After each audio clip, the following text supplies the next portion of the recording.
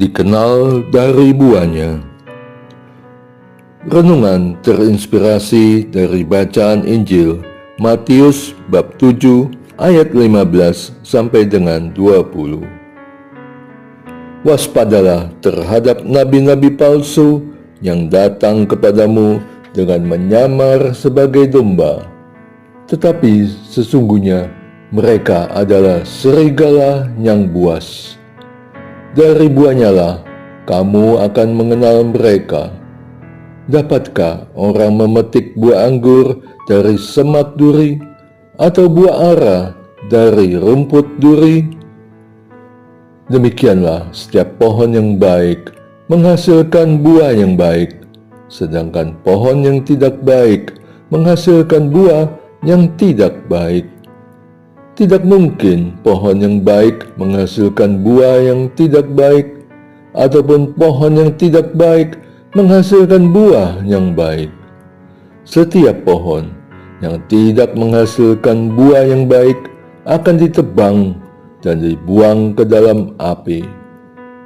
Jadi, dari buahnya lah kamu akan mengenal mereka. Demikianlah sabda Tuhan.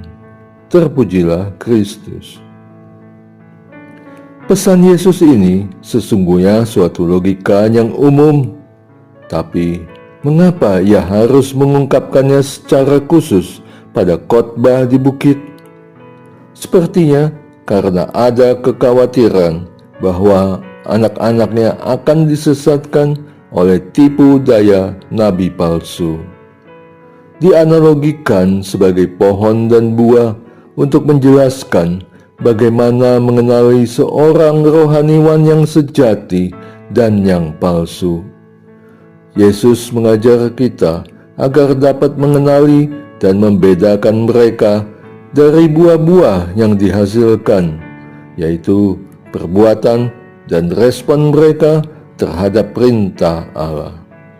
Buah yang dimaksud bukan hanya perbuatan baik, tetapi nampak dari perwujud nyataan setiap firman yang ia hidupi sehari-hari, dan tentunya pertobatan sejati yang dilakukan sepanjang hidupnya. Ketika taat dan setia melakukan perintahnya dalam kehidupan sehari-hari, maka kita sudah berada di tanah yang subur, di mana pohon dapat menghasilkan buah-buah.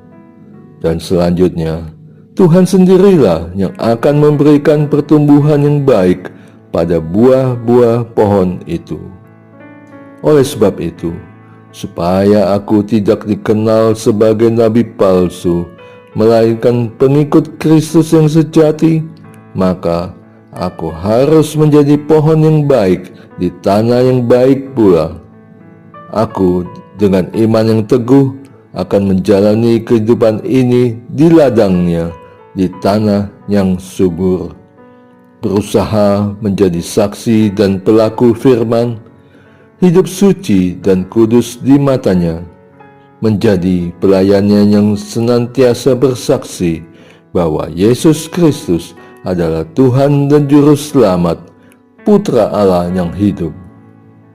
Seperti kata falsafah Jawa, bibit, bebet, bobot. Bibit yang mengacu pada nilai-nilai yang diwariskan dari keluarga, bebet yang berkaitan dengan pergaulan dan statusnya, sedangkan bobot menunjuk seberapa baik seseorang dalam menjalani kehidupan dan membangun masa depan. Juga kata pepatah, buah jatuh tidak jauh dari pohonnya. Maka aku harus terlebih dahulu menjadi pohon yang baik agar dapat mewarisi buah-buah yang baik pula. Marilah pertama-tama kita berusaha menjadi pohon yang baik di tanah yang subur, ladang Tuhan.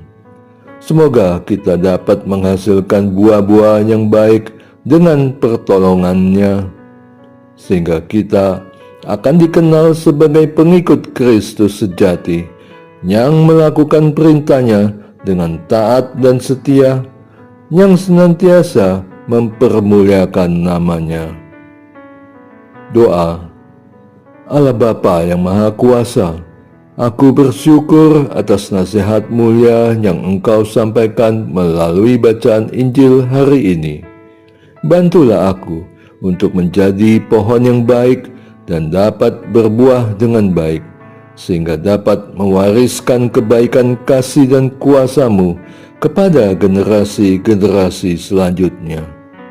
Kemuliaan kepada Allah Bapa dan Putra dan Roh Kudus, seperti pada permulaan, sekarang, selalu, dan sepanjang segala masa. Amin.